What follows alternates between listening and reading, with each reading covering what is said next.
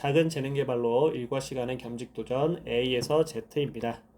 연수 구성은 1차 시부터 5차 시까지. 1차 시는 겸직의 종류부터 5차 시 어떻게 운영할까 세부적인 내용을 아주 세세하게 다루겠습니다. 1차 시 내용입니다. 겸직의 종류와 장단점 세 가지로 나눠봤습니다.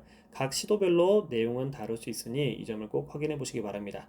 첫 번째는 겸직이 불가능한 것, 교육과 관련이 없는 사업에 관한 것들은 당연히 겸직이 되지 않습니다. 두 번째는 겸직 허가가 가능한 것입니다.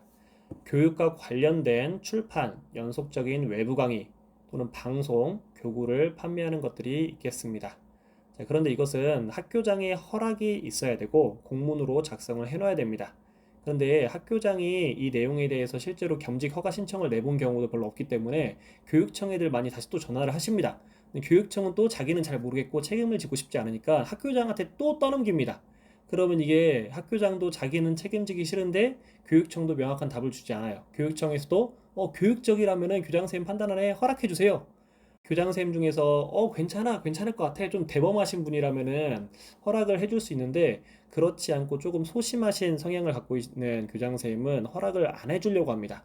내가 인지도가 아주 높거나 아니면 학교장이 나에 대한 신뢰도가 아주 높을 때 내가 학교에서 일을 많이 한다던가 아니면은 뭐 수업으로도 굉장히 신뢰도가 많이 높았을 때 그리고 또는 누가 봐도 교육적일 때에는 허락을 해줄 수 있지만 그렇지 않다면 허가 가능성이 사실 조금 떨어지는 것도 있습니다. 이거는 교장 선생님의 재량에 따라 달렸기 때문에 내가 아무리 능력이 있어도 안 되는 경우들이 있습니다.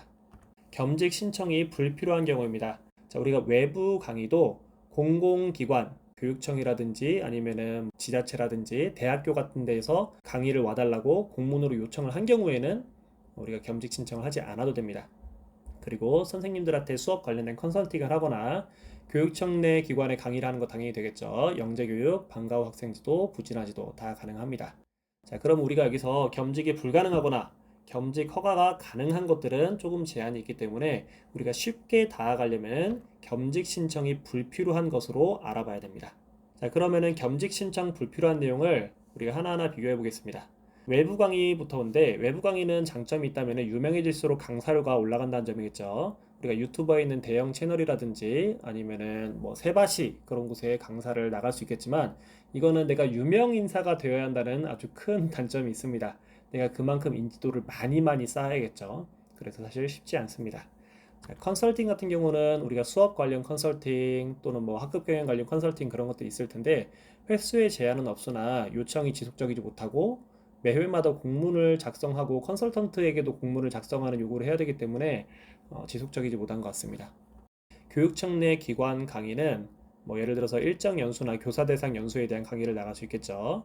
내가 많이 유명하거나 뭐 저 분야에서는 저 선생님 짱이야 뭐 그런 식으로 유명하거나 아니면 연구사 또는 장학사의 인맥이 필요합니다. 결국에는 내가 아는 사람을 부를 수밖에 없기 때문에요. 그리고 불렀던 사람들을 보통 계속 부르죠. 근데 이런 경우에는 트렌드 또는 교육감 사업에 따라서 좀 특수성이 있는 것 같습니다. 예전에 융합교육, 스팀 교육이 활발했을 때는 그거에 관련된 학위나 뭐 그런 것들을 갖고 있는 선생님들이 강의를 굉장히 많이 나갔다면은 요즘에는 에듀테크나 AI에 관련된 그런 활동을 많이 하시는 선생님들이 강의를 많이 나갑니다. 내가 어떠한 유행을 타고 있는 또는 교육감이 언제든지 바꿀 수 있는 그런 내용에 집중을 한다면은 교육청 내 기관 강의도 이렇게 지속적인 경우가 조금 어려운 것 같습니다. 영재교육은 차시당 수업료가 꽤 높은데 이거는 지역마다 너무 다릅니다. 이게 승진 가산점과 연동이 되면서 교육감이 관련된 예산을 싹 삭감을 해버렸습니다. 그래서 아예 수업료가 없이 영재학급을 운영하게 됐었는데 전남 같은 경우에는 아직도 차시당 5만 원의 이제 수업료를 주고 있습니다. 그런데 확실히 수업료가 높을수록 선생님들의 경쟁이 치열하기 때문에 선발 과정을 겪어야 되고 그 선발에서 내가 역량이 없거나 아니면은 너무 경쟁이 치열하면 떨어질 수도 있다는 단점이 있죠. 물론 되면 좋긴 합니다. 그런데 영재교육 수업이 대부분 다 저녁에 많이 이루어지기 때문에 육아를 병행해야 되는 경우에도 조금 양립하기가 힘든 점도 있습니다. 부진하지도 방과후 시간에 지도하는 건데 이거는 학교별로 사업명이 좀씩 다르긴 한데 강사비가 사실 너무 제한적이죠. 방과후 학생 지도는 일과 시간 중 가능하고 내가 주말도 괜찮다면 토요일 운영도 가능합니다. 그런데 이거는 자기만의 재능이 필요합니다. 저 같은 경우는 지금 이 6가지 중에서 외부 강의를 제외하고 한 5가지를 전부 다 해봤고 지금도 하고 있습니다. 그런데 이 5가지 중에서 가장 접근성이 좋고 쉬운 것은 방과후 학생 지도였습니다.